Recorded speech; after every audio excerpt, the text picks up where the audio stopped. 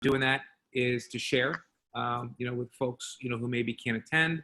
So what I'll do when all the meetings are done tonight or first thing tomorrow morning is I will put a link for each of the meetings in that main document that we have.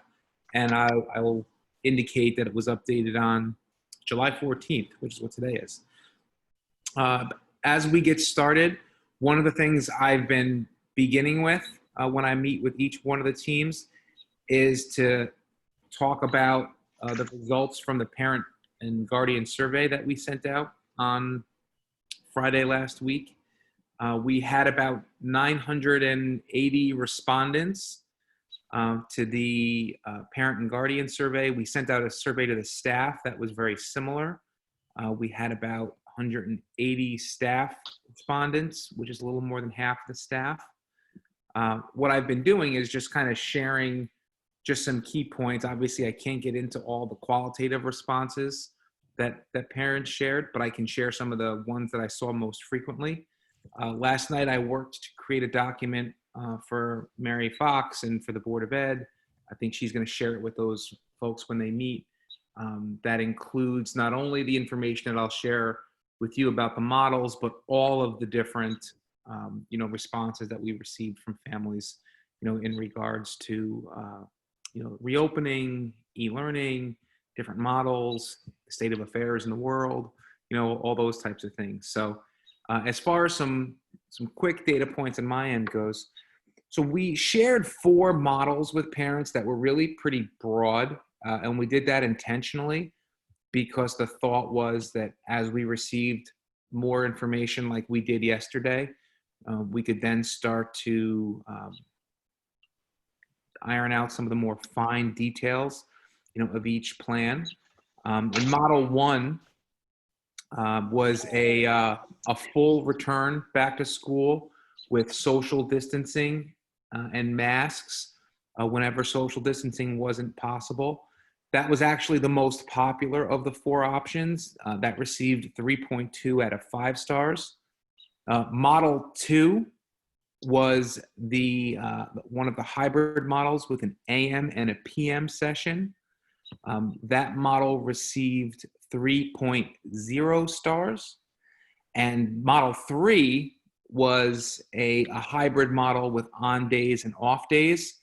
That model received 3.1 stars. And then the model that came in last was a full e-learning model. That model received 1.8 stars. We also asked the question about whether or not students felt or families felt comfortable sending their students to school in September if we adhere to all of the state guidelines around health and safety. Based on the responses from families, 79% of the families indicated that they are likely to send their students in if we adhere to health and safety guidelines. About 16% said that they are undecided in regards to whether or not they would send families back, and 5% indicated that they would be unlikely to send their students back, even if we did adhere to the guidelines set forth by the state. So I think the numbers, in terms of the students or families who intend to send their students in are good.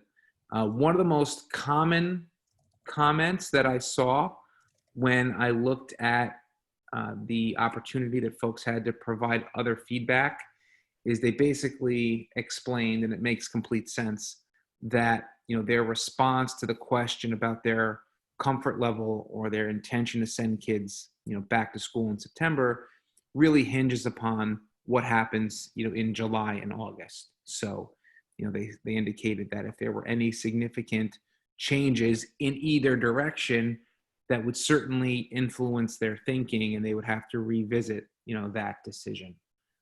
The governor yesterday laid out some pretty clear benchmarks in regards to when schools can open and, when they might have to close, if there are issues, in the fall, all based on an infection rate over I think it's like a 2-week average that the governor talked about yesterday. I think he said If it's 5% and under, you can open. And if your infection rate after you open, surpasses 9%, on a 14-day average, then you would have to close. So those are some statistics that, folks throughout Westchester County, will be looking at closely. And, in the interim, in regards to whatever model that we adopt, we're going to be working hard to provide families, students, members of the staff and faculty with all of the education and the resources that they need to make sure that they're safe, when they get onto campus. I just finished the health and safety meeting before I started this meeting, and that was one of the big ideas, or the most agreed upon sentiments when we walked away from that meeting, is that we just need to really begin a strong effort around education. We typically have very good responses, from students, here in the community when we ask them to do things, when they're given a challenge. I think the challenge now is just to educate students, to provide them with information, to speak with them about the role that each one of us can play in keeping other people safe and keeping, ourselves healthy. And I think kids will respond in a very positive way. Along those lines, we talked about, what traffic routines would look like in the building. We talked about what screening would look like when children arrived. We talked a little bit about the different PPE that would be available, in the building, spacing in classrooms, all those types of things. So that will all be very interesting work. And what I plan on doing after this meeting, after my next meeting tonight, is putting this link and all those links in that main document so folks can go back. And if you're interested in watching some of the safety meeting, you can do that. If you're interested in watching some of the scheduling meeting, you can do that. And the goal is to continue to work together.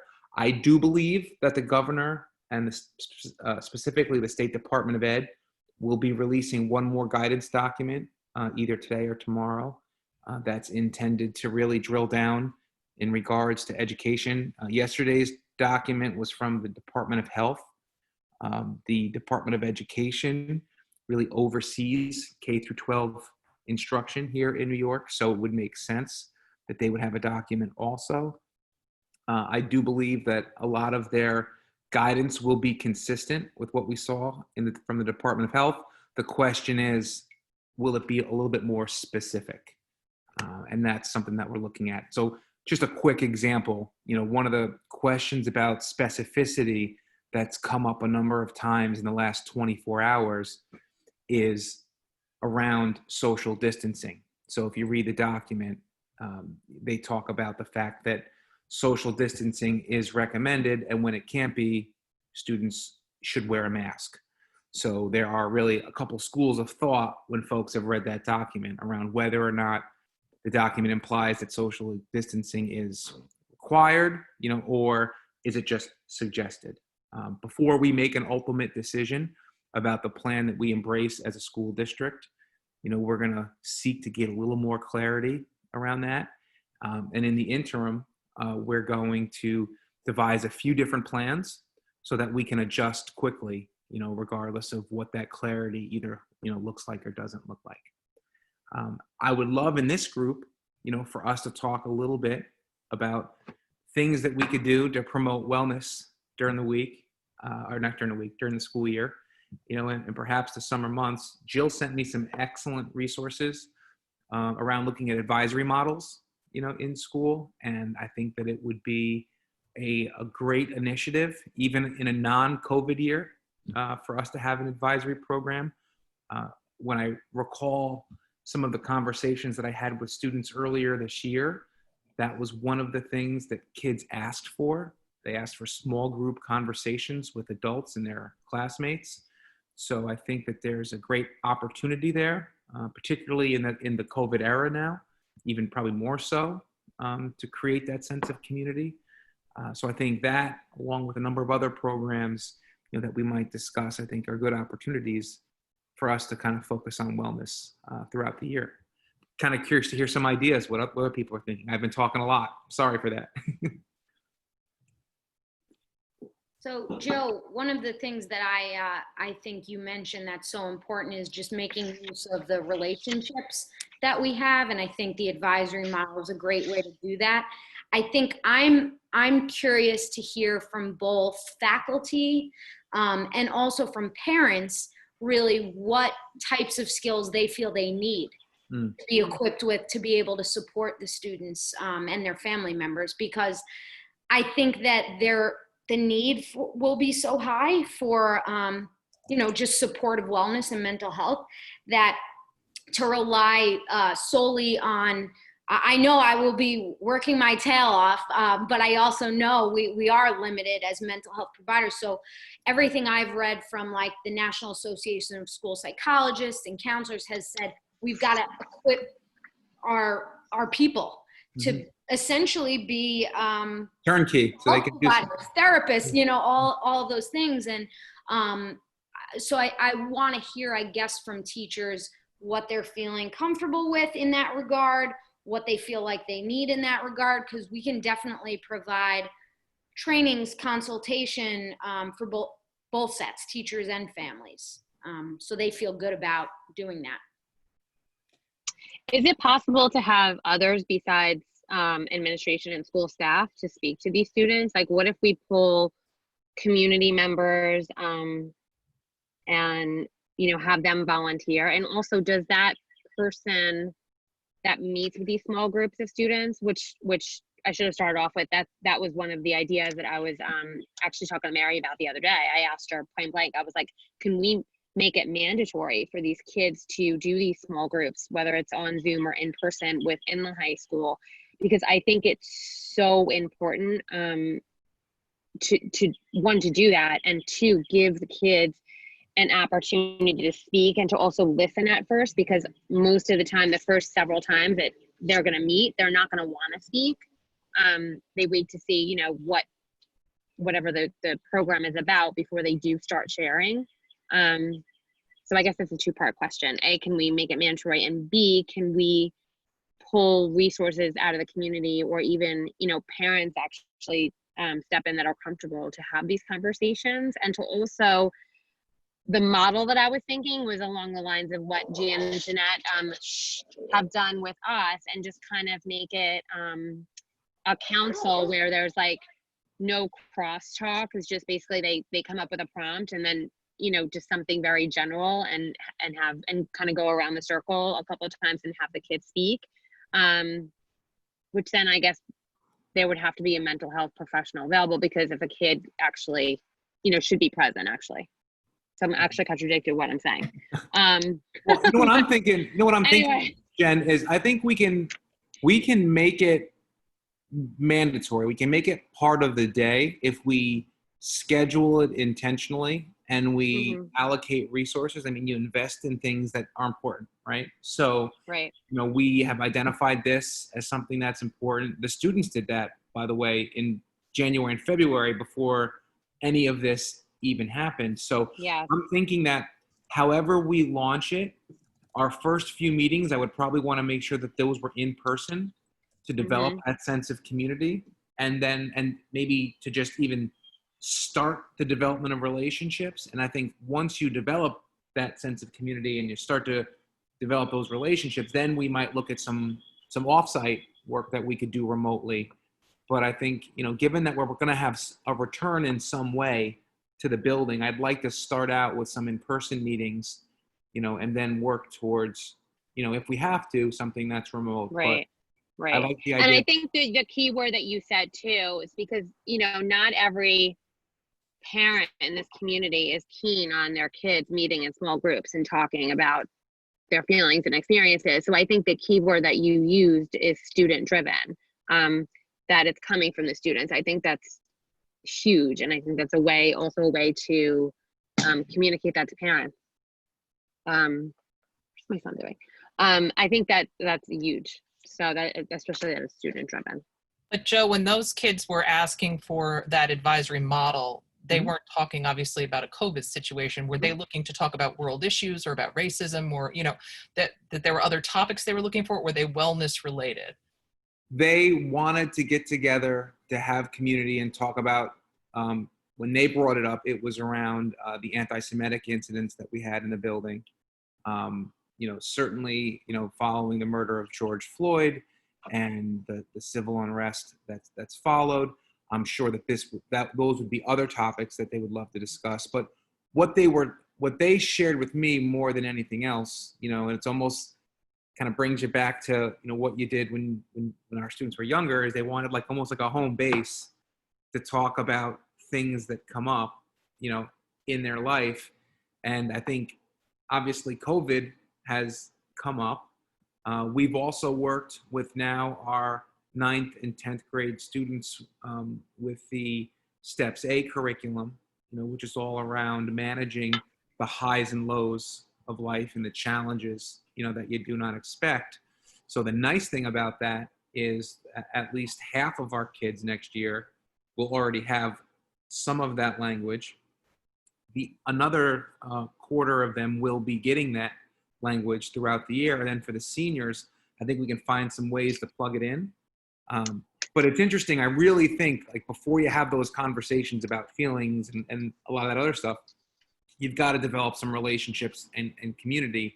And I know that just talking about feelings would be one thing that many folks in my staff would be really worried about, because they don't have formal training, as a counselor, which is why I think the training piece, with those teachers is going to be so important. And I think, in terms of the types of conversations that Jen was talking about, those might be conversations that we get to at some point, with the teachers, but I don't think we can start there. And what do you do about the kids who have anxiety about talking about their feelings in front of other people? Oh, yeah. There's that piece. I mean, if you're mandating it and they feel compelled that they have to participate, they may be uncomfortable with that, and then you're going to have sort of an issue. I'm not against it. I'm just saying, right. That has to but be, I think that's something that you put in that you're mandated to attend, physically or on a Zoom, but you don't have to you don't have to speak. Can you kind of throw that out there with it? I mean, I don't know. I don't know what it would look like. Let's ask Jackie. She's got all kinds of skills. Well, I think you're bringing up some really great points, and what I think it points to is really defining it, what it is. So just to take a step back and look at Steps A, which is the curriculum that has been delivered to the 9th and 10th graders now. When we presented that to parents, we tried to make it clear that it's not a therapy group within the class. It's not a counseling group. Okay. It's really more of a skills-based curriculum. That stands a little bit, I guess, in contrast to having just an open-ended conversation where students are expected to participate. So I think if there is kind of a topic or some sort of set curriculum where the teacher or the facilitator is giving skills to the kids, even if it's just, for example, down the line, conversations about some of the topics like racism that's going on in the world. Maybe it can be framed in, here are, for example, in Steps A, we have the interpersonal effectiveness skills. Here are ways to have conversations that are respectful and effective. So it's almost more about teaching that skill than about, hey, let's process things like in a counseling group. Right. And I love that. And then become more eventually, comfortable than reaching out to adults individually, back to Claire's point, if they are experiencing something. Some of the relationships that I've seen students develop with, whether it's Marianne Flatley or one of their school counselors or Dr. Russo or Dr. Mittler, I think it all kind of provides a bigger safety net for more students in the building. Yeah, it starts bridging them towards those relationships, which is great. I just wanted to echo Jackie. I mean, I worked with the 9th graders. Well, I was in the room when the 9th graders were getting their Steps A instruction over the past 2 years. And from the teacher perspective and not having the degrees, I should say, that Jackie has, it's really helpful to know what the skills are, and I can work with those. I've had situations in the classroom where a kid is coming from a math test and, they've had a bad day or something. And I've used some of the language I've heard while I've been in the room with them, just kind of calm them down. And it's nice to have that. But at the same time, echoing also what Joe said, it's a really careful position to be in as a teacher. I'm just sharing my opinion, to try to diagnose, like, I don't want to really be in that position. Like, I want to be in the position where there's a curriculum that I can work with. There's a prompt. This is what we're looking at. And if necessary, then I can go, hey, Jackie, this is what came up. Let's maybe pull this child aside and we can, delve deeper into this thing. But I think a set curriculum would make teachers feel much more comfortable with approaching something like this, because this is, even as an English teacher, we tend to talk about a lot of touchy issues in English class because of stories we're reading and things like that. It's always framed within the context of the work of literature, so it's easier to handle those ideas. This kind of loose, open-ended, hey, what are you feeling? Share an idea with me today, could put a lot of teachers in an uncomfortable position. So I'm just sharing. And I think the advisory is a great plan. I think that small groups, getting to know students is really, you get to see them in a different perspective when you work with them like that one-on-one. So I'm all for it. I think they need some kind of curriculum or point. Yeah. I reached out to a company called Educators for Social Responsibility twice now. I haven't been able to get them on the phone. They played a role in the development of curriculum and the rollout of an advisory program in 2 other buildings that I worked in. So, I'm kind of still in the process of trying to find someone that we can work with, around that, and then once I do, I'd love to get a team of teachers, and the folks from whatever organization is that we're working with, to help devise a curriculum. Because one of the things I did learn in the schools where I developed these types of programs, is that purchasing a canned curriculum is just not a winner. You really want to have buy-in from the community that you're in, whether it's the teachers and the students, and the students can play an active role in development too, in developing that. And I would love to invite, some students in to be part of that planning committee, because some of the most meaningful activities that I've been involved in Pleasantville over the last few years have been the ones where students play leadership roles, and we're responding to a need they've helped us identify, and it's just been meaningful for them, and it's made my work rewarding, because you feel like, wow, we really hit the mark, on an issue that students were looking for help with. So I think there's a good opportunity there to look at developing a program like this. And we're all being educated along with the students. I just wanted to make one comment, and I may be going off track, but this is really just from the perspective that we're kind of in the Wild West right now.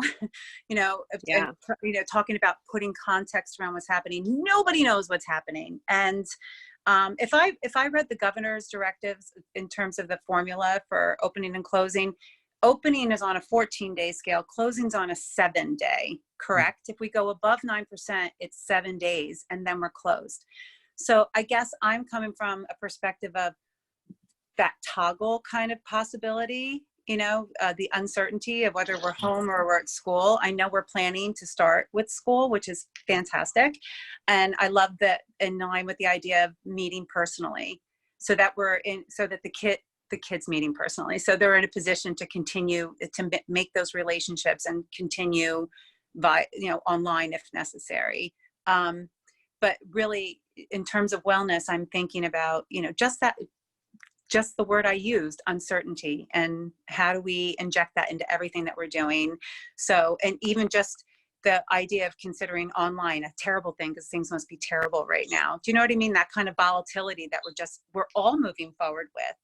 And that school is we try to make school, Joe hears me say this all the time over my years on PCO, but we try to make that a level playing field, correct? And then once we go home, we're in 500 different, we're on 500 different playing fields, or however many households we have. So, just in terms of anything that we do, addressing that, and whatever kind of language used, whatever we do to reassure our students that we're all there and we're all here together. I would love to see that shared with parents.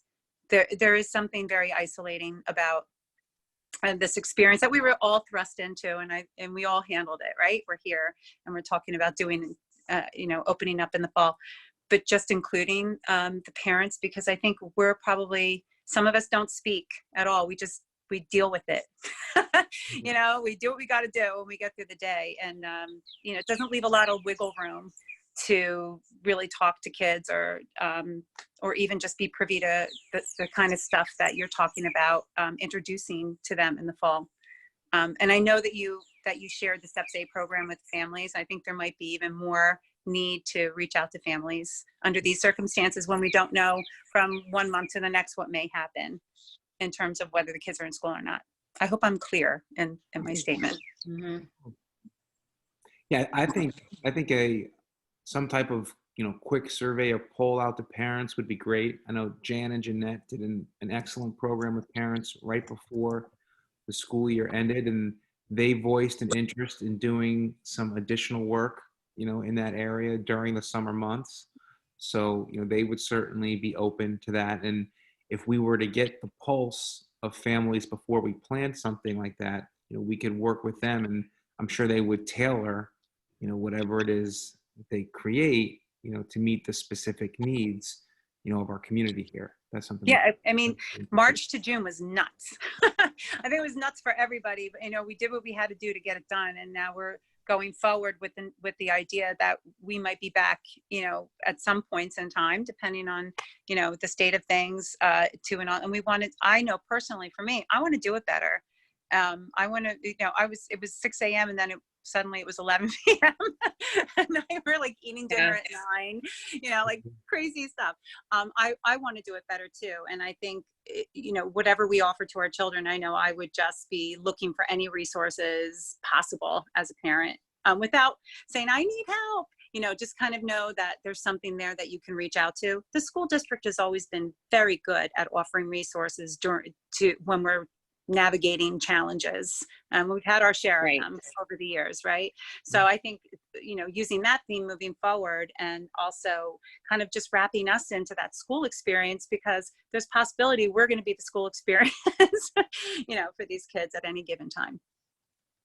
So maybe I can send out a draft of a short form, you know, that we could use to just gauge some needs. And then we can look at, you know, doing something, you know, whether it's, you know, with just the, you know, parents and guardians, you know, during the summer months, or if we want to involve students in any way, or like maybe a social group or, you know, talking group, something along those lines. You know, I think that those would be great opportunities, you know, to provide some, you know, much needed support, you know, to folks, you know, in the community. Yeah, because I think about the possibility, you know, within a 7-day period of just having to pivot. I mean, might have to do it. And in that case, you know, what's the landing pad to kind of like cushion the kids as they transition into just a different learning platform? That's it. That's all I have to say. I think of coping ahead, one of the skills that we teach, right? Because as you said, we're going to have to pivot most likely. And so kind of having those plans for coping, right? We are now going to have these plans for our procedures, and okay, so what do I do that helps me to feel good when I transition back to learning completely at home?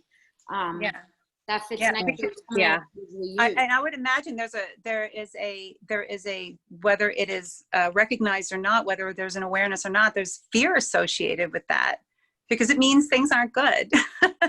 You know, I mean, this is just the way it is. So anything coping wise, I think families, this is all our first experience with this. So, well, there's still a lot of loss for students. I mean, many of our students probably had plans to travel, to attend a camp, to maybe have a particular job this summer. You know, in the fall, we don't know what the status of the extracurricular activities are going to be. So they're, you know, with sports, the seniors, homecoming, all of that stuff. All of it. And I have a college student too. It's hard. It's like nobody knows. Right. So there's the reality that there's already been a lot of loss, you know, and then there's the potential for even more, you know, which is gonna, you know, certainly have an impact on students and families. Hey Joe, just as a request, I was just thinking, like, when we're doing these advisory meetings, possibly and transitioning into virtual, is it possible that we could, mandate, I don't know, I guess we can't really mandate it, but to actually be able to turn our video cameras on? I just feel like that's such, as I don't have mine on clearly, but I think I'm just thinking, that, like, I know a lot of my seniors, especially when we would talk and catch up, and they're like, we just miss seeing your face. I'm like, I know, but so I feel like that's like a really big part of the connection. I don't know if that's something that we could talk about having, virtually as an exception for the advisories. I know that for, Well, listen, a lot of, the school district never recommended, for teachers to turn their cameras off. right. That's something that came from NICET, Mhm. And I don't agree with it. I guess I understand why they made that recommendation. I'm hoping that they change their philosophy Yeah. soon. I think you can't discount what you just talked about, Mhm. right? The face-to-face interaction with another human being. I know, like, when we did our student government meetings, I had to, like, cajole some of the students to turn their cameras on. They eventually did, and it was great. But I think that, when this whole pandemic started, I was horrified when I turned the camera on and I saw my face. I was like, I don't want to be looking at this. I'm kind of over it now. But I think it's so important, for that relationship piece, to have those connections. And, certainly I would never get in the way of anybody doing that type of work, with Cool. kids. And I think it's a great idea and something we should talk about, with the faculty. And I know it makes such a difference, because even just seeing them at graduation, it was just like such a relief to see them and being like, oh, you guys are okay. So Was it that was just, cool? Graduation. oh my God, I like actually cried. So, Yeah. but it was really, I feel like that's so important. Yeah, that was a lot of fun. It is really important. I remember the last day of Lizzie had Italian, and she came down and she was sobbing. Like, we were like, what's wrong? And she's like, well, Stins wanted us to turn our cameras on. She said, we need to say goodbye for the summer. She's like, all at once, because no one had their cameras on. She's like, all at once, we all put them on, and we saw each other, and like whose hair was like this. And it just hit her at that moment. I guess because, like, when you're doing e-school from home, it's just a different situation. Like, they're just thinking they don't think of it as school. They're thinking of it as like sitting there on a screen and doing school. And I think it just hit her all at once. But that connection, even seeing each other's faces, made such a huge difference. It really, I couldn't believe it. I was like, it was so eye-opening to her. And I think that goes to the piece that I'm sort of fixated on or more concerned about, is trying to keep the social connection alive for kids. If we have to go back to this remote learning, or even if it's a hybrid model, of trying to keep kids engaged, because I think some of the things that worked out really well for my kids in terms of keeping them grounded and focused were the efforts with their extracurricular activities. Whether it was the school paper and trying to get the school paper out and all the effort that Caitlin was involved with that, or ARC Stages in town was incredible. I can't say enough about what they did for kids, and holding every Friday night, holding open mic nights for kids. They did a murder mystery for teens where they could go and participate. They had open Zoom nights for kids in terms of, okay, if you're in our teen program, Thursday nights at 8:00, you can just get on Zoom and talk to kids as an open, we'll just leave it. We're going to monitor it, just to make sure nobody's being offensive to anybody, but we're not going to listen really to your conversation. They did all their shows online. It's that sort of thing that I think we have to start trying to think of outside the box in order to keep the connections going, whether it's Echo trying to do fundraisers in town, but working together online, all the different, clubs having an opportunity to connect with one another and do their mission. If the teams can't end up having, practice together, if there's inter-school athletics in terms of competition, if there's some way they can socially distance and still do clinics, or, things like that. Anything we can do to keep that social connection, because I think that's the piece that my kids felt most profoundly. And we certainly worked hard in our house to try and, get them to talk to their friends and that sort of thing. But for them, even the private music lesson, whoever it was, if they connected with somebody, it made a difference. And I think that that couldn't be the focus in March because everybody was scrambling to get the academic piece of it together so quickly. So I'm not faulting anybody for it. I just think going forward, we also have to consider that from a wellness perspective of how do you keep them all connected with one another, which is what we're talking about anyway. But Yeah, that's so important. It would be nice to have some kind of go-to spot where all of those things could be listed. Yep. So a student could just go on and see what all the social opportunities are from different clubs, and families too can look at that. And we can do that. Yeah, and then I'm also thinking sources of strength. We haven't talked about them yet. Yeah. And I think Mel and Daniela, you're both trained, right? Sources of strength. Yep. I got training, I think the first year we did it. Yeah. Okay. Yeah, I'm thinking those students, I know, Joe, you mentioned before getting them involved, they'd be a great place to start just because they have that training, and also the teachers as well. I know pre-COVID, we had reached out to teachers to see what their or their interest in being involved in some of this social emotional work was. So I think there is a pool of students and there's a pool of teachers that are pretty ready to go on this. Yeah. I love the idea of doing some type of like PHS open mic night. That would be pretty cool. That would be fun. Kids could do poetry. They could do songs. I mean, that would be great. We could do it virtually. We could figure out a way to do it.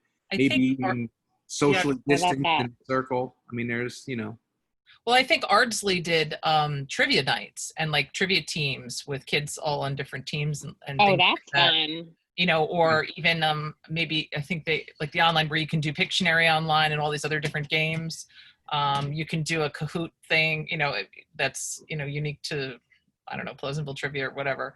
well, Jim does that. He was doing that midday in April and May because Jim is the gentleman who works in our cafeteria, and he typically does a trivia contest for the kids in person. So during March, April, and May, in June, he was doing it for the students virtually. So that is definitely something he can continue. Maybe we expand it. I love that. I think this time around that's going to be a great thing because I think everybody was so overwhelmed the first time. And I know we did it with the Wellness Week this past May or June, Joe. The students ran trivia nights and did games and stuff, didn't they? Yeah, they did. Yeah, and I don't know what the response to that was, but I think we're going to be in a better position to put a new layer on top of it and maybe capitalize on, like Claire said, what Arc Stages did. I mean, Steph and Adam are like, they are out of the box people completely, and we'll figure out a way to get to you. And I know a lot of my activities went straight onto Zoom, and there was just so much connection that way. We actually talked about this with Jan and Jeanette and Marianne about putting together like a central calendar. But we just never continued. It wasn't the time. Just got so overwhelmed. Yeah, exactly. Yeah. But maybe that's something that the PCO can help with. We have such a great team coming on of people that want to, they want to do stuff. Like having an interactive calendar where you just click on like Arc Stages. Even if there's in-person social distancing opportunities, like I know that Pleasantville Tennis Club is open. Even my gym is running like outdoor fitness classes that my son's been loving because he gets to see his friends, and B, he gets outside and off video games. But just any of it, just click and go. Like the kids could just, even from there, maybe like a link right from our website. What's going on Monday night? Yeah, with Zoom links. Yeah, with just the Zoom link listed. And I'd love to get. Yeah, I think that's awesome. I'd love to get the kids involved in coordinating this with us. They would take a lot of pride in it, and yeah, you could even have the kids set up the document. I mean, and just have some parent support if they need it for whatever. That's great.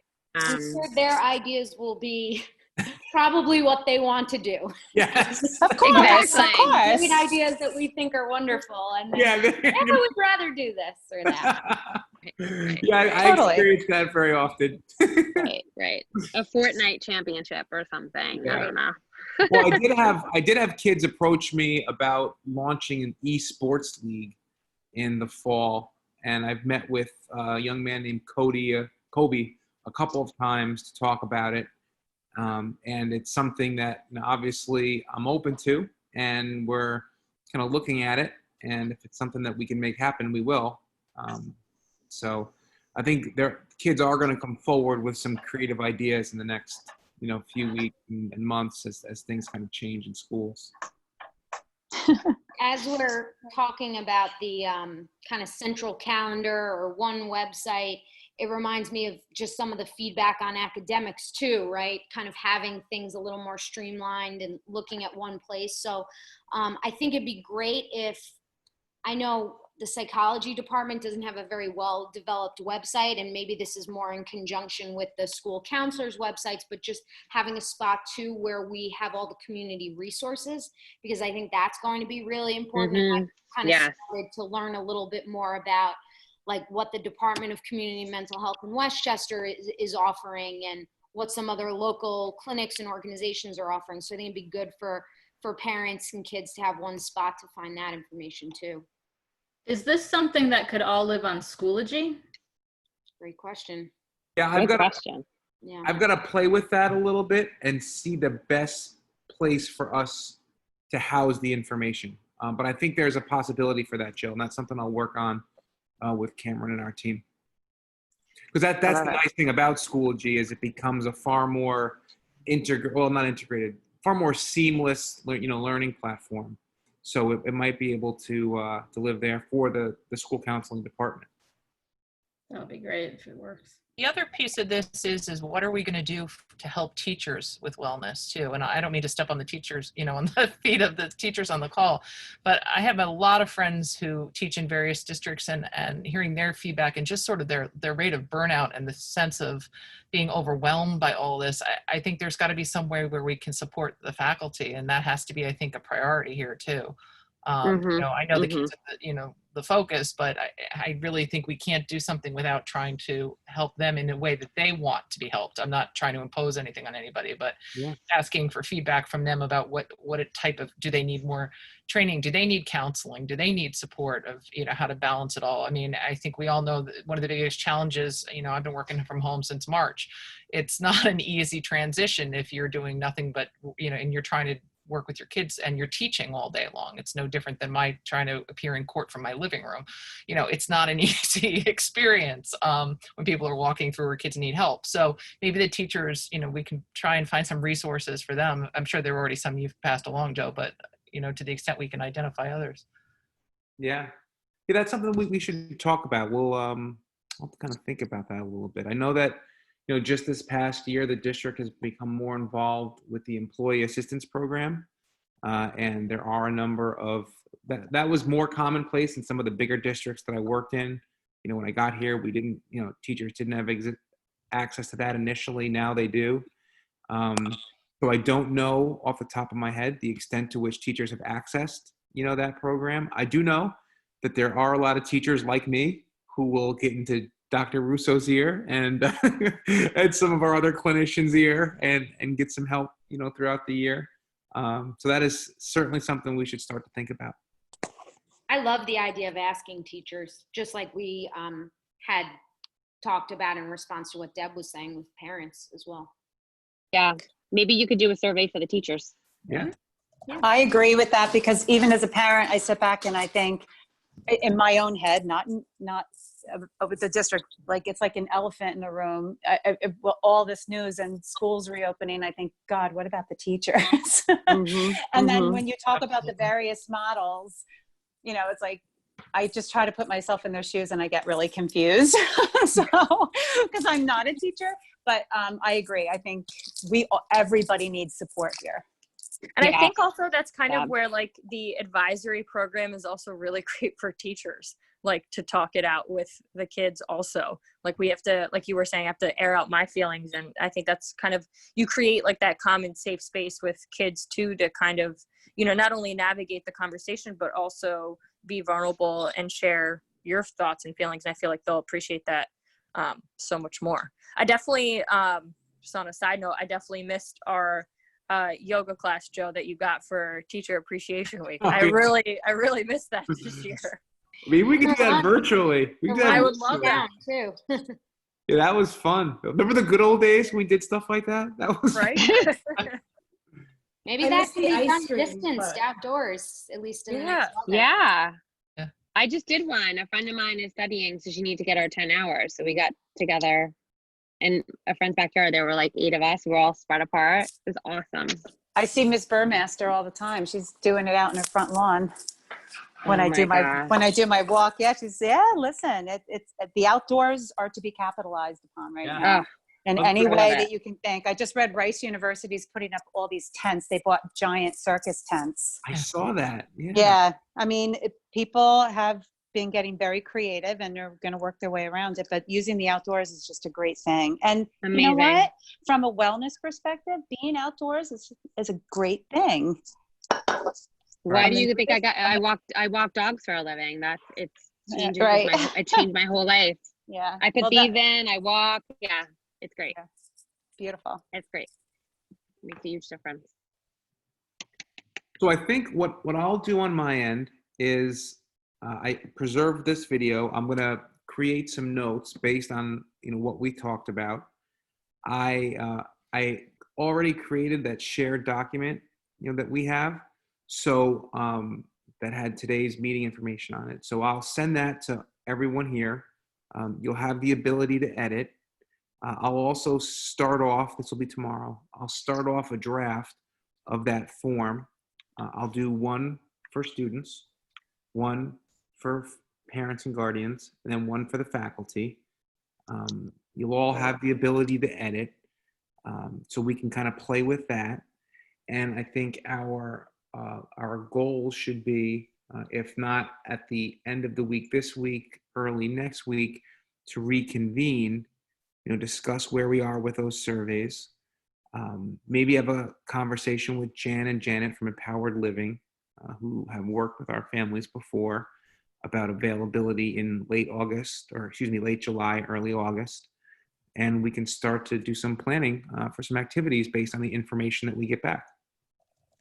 And then if there's anybody who locates any additional information about school advisories and training, if you've got a friend who works in a school that has one, or has gone through some training recently, let me know. I'm going to continue to shake some trees on my end. The advisory models at the secondary level are more common in the New England states than they are in New York because of their involvement with the New England Association of Secondary Schools and Colleges. So I'm going to reach out, to some of my friends in my network to see if they've launched recently, because I guess it's possible that that organization that I mentioned, ESR, has just moved on. They're doing a different type of work now. But I'll keep my ears out and see what we can get, as far as that goes. Joe, I wonder if CBC can kind of, Oh, that would be great. I mean, I know it's steps A. I do feel like they're being flexible and creative in what they're offering. And we've always kind of talked about how can we get it out to all students, and we have that relationship with them anyway. So, Well, that would be phenomenal. yeah. Yes, maybe if you reach out to them, that would be great. Yeah. Absolutely. Want to tell everybody what CBC is? Yeah, so they're cognitive behavioral consultants. So they're a private psychological practice in White Plains, and they have offices in Manhattan as well. And over the years, they actually, probably about 10 years ago, helped us develop our dialectical behavior, DBT, therapy program. So that's individual counseling and group counseling. And now they offer this kind of universal curriculum because it's become so important that That's so great. everyone is learning the skills. So they consult with us on that. And they kind of help train teachers. They help train staff to deliver that curriculum. Is that Dr. Rogov? Is that their practice No, in McLean? Okay, no. different practice. Okay. Yeah, John. Oh, right. Okay, great. That's awesome. Mhm. That's great.